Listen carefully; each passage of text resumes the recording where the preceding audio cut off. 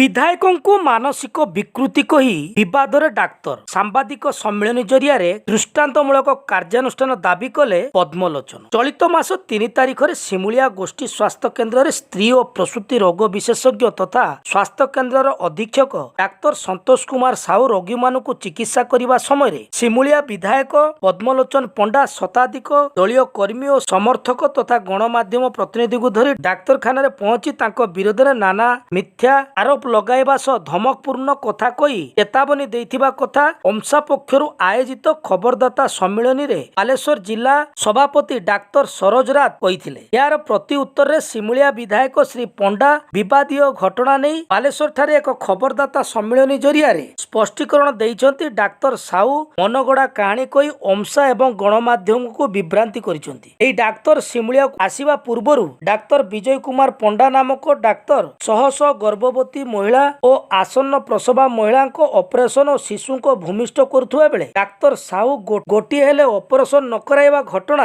अत्यंत दुखदायक। एवं सांबादिक सम्मेलन में अंशा पक्षर आयोजित होइतिबा बेले डाक्तर साहू तांको मानसिक विकृति घटितिबा कही आक्षेप करिबा अत्यंत दुर्भाग्यजनक। से जिला चिकित्साधिकारी को तुरंत ए दिगरे दृष्टांतमूलक कार्यानुष्ठान ग्रहण दाबी करने सहित विधानसभा प्रसंग उठाइबा सह स्वाधिकार भंग नोटिस बाचस्पति माध्यम दियाजिबो बोली मत व्यक्त करथिले। 3 तारिख दिन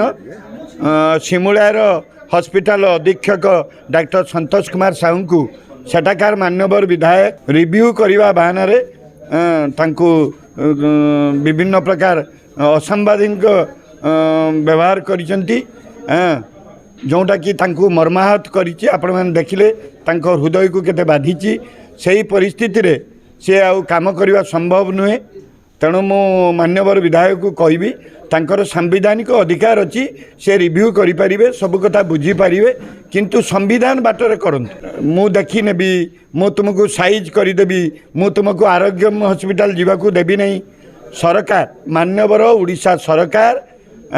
तांको अधिकार करिसंती प्राइवेट प्रैक्टिस करने से दिन से मैंने हठात किना आसिले मुझे राउंड करी पेसेंट देखुली हठात किना 3 तारिख दिन विधायक प्लस 100 जन लोक आसिक हठात किना मत अटाक कले एवं दुनिया आलिगेसन मना लगले ब्लेम कले एवं गाड़ी गुलोच कले कहले सब पेसेंट को तुम्हें पैसा नहीं देखुच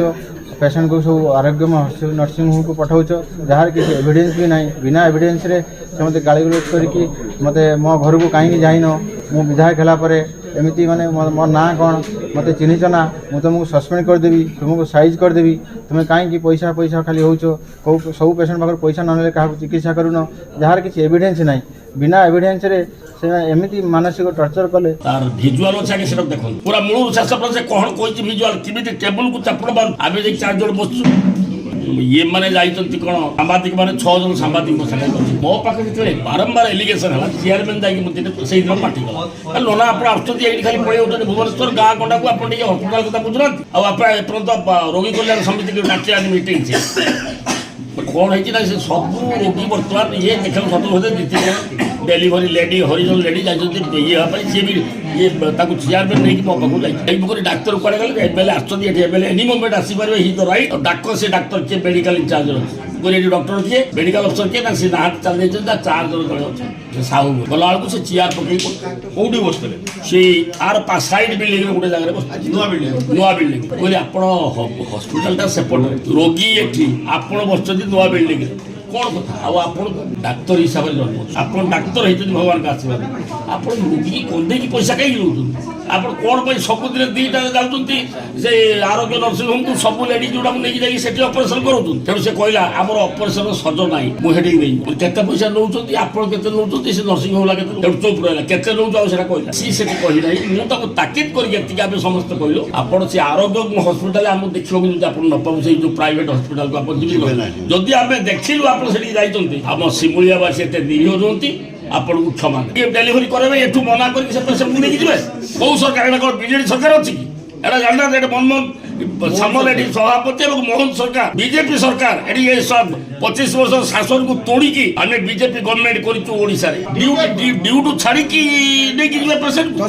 डाक्तखाना मो परिवार लोक किए अच्छे बेआईन काम कौन कर शुणु ତାର ଇଏ ଯଦି ତାର ମୁଁ ଆପଣଙ୍କର ଗୋଟିଏ କଥା କହୁଛି, ମୁଁ ଜଣେ ଲୋକ ପ୍ରତିନିଧି, 3 ଲକ୍ଷ ଲୋକର ମୁଁ ପ୍ରତିନିଧି, 4 ଥର ବିଧାୟକ ହେଇଛି, 2 ଥର ମନ୍ତ୍ରୀ ହେଇଛି, ତାପରେ ଯଦି ପୁଣି ଏବେ ସିଏ ଏଇ ଟାଇପ୍ର ଗୋଟେ କିଏ ସେ ଡାକ୍ତର କହିବ ମାନେ ତା ସାହସକୁ ତାରିଫ କରିବା କଥା। ଏବଂ ମୋର ମାନସିକ ବିକୃତି ହେଲାଣି କେବଳ ତାରି ଠିକ୍ ଅଛି। କ'ଣ ହବ ଆପଣ ଶୁଣିବା 20 ତାରିଖ ବିଧାନସଭା ପରେ ତା ବିଷୟରେ ମୁଁ କହୁଛି ତୁରନ୍ତ ସିଡିଏମ୍ଓ ଏବଂ ଜିଲ୍ଲାପାଳ ତୁରନ୍ତ ତାକୁ ଚାକିରିରୁ ବହିଷ୍କାର କରନ୍ତୁ। ଏବଂ ବିଧାନସଭାରେ ମୁଁ କ'ଣ ତୁମି ଦୋକାନ କରି ଆପଣମାନେ ଜାଣିଛନ୍ତି ଆଉ କରିବି ସେଇଠି ଆଉ କ'ଣ ଜାଣିବେ ଆଉ। ମୁଁ ଶୁଣନ୍ତୁ ଆଉ ଗୋଟେ କଥା ହେଉଛି, ମୁଁ ଏକଥା ସିଡିଏମ୍କୁ ଫୋନ୍ରେ ବି କହିଛି, ଗ୍ରାମାଞ୍ଚଳର ଯେଉଁ ହସ୍ପିଟାଲକୁ ଯାଆନ୍ତି କେଉଁ ମାନେ ଗରିବ ଲୋକ ଆମେ ଏଠିକି ଯାଉ ଆମମାନଙ୍କର ଶକ୍ତି ଅଛି ସେ ବାହାରେ ଯାଇ ହେବା ପାଇଁ, କିନ୍ତୁ ଗୋଟେ ଗରିବ ଲୋକ ଗୋଟେ ସ୍ତ୍ରୀ ଲୋକ ହରିଜନ ଲୋକ ସେ ପେଟ କାଢ଼ିକି ଆସିବ ତ ଠିଆ କରେଇକି ନେଇକି ଯିବ ଗାଡ଼ିର ଏଠି ଅପରେସନ୍ କରାଇବ। ଯଦି ଆପଣମାନେ ଏଟାକୁ ସମର୍ଥନ କରିବେ ମୋର କିଛି